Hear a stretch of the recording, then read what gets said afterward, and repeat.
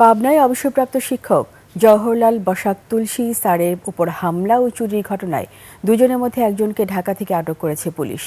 জেলা police super Murtaza Ali Khan জানান, দেনার টাকা জোগাড় করতে চুরি করতে গিয়েছিলেন আয়ান ইসলাম ও তার ভাই বিজয় ইসলাম। সিসিটিভি ফুটেজ ও অন্যান্য তথ্য প্রযুক্তির সহায়তায় অভিযান চালিয়ে আয়ানকে আটক করা হয়। বর্তমানে জবানবন্দি ও আইনগত প্রক্রিয়ার জন্য ডিবি হেফাজতে রাখা হয়েছে।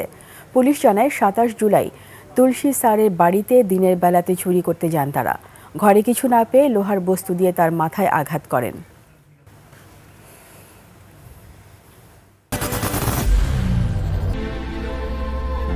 I am Ox.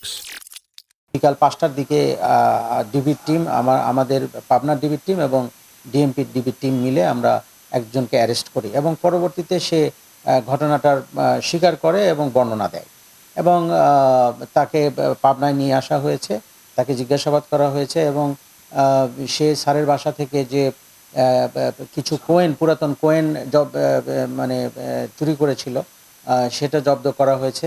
তারপরে স্যারকে যে রেঞ্জ দিয়ে আঘাত করেছিল সেটা জব্দ করা হয়েছে এবং তারা স্যারের বাসায় একটু জুতো ফেলে এসেছিল সেটাও জব্দ করা হয়েছে।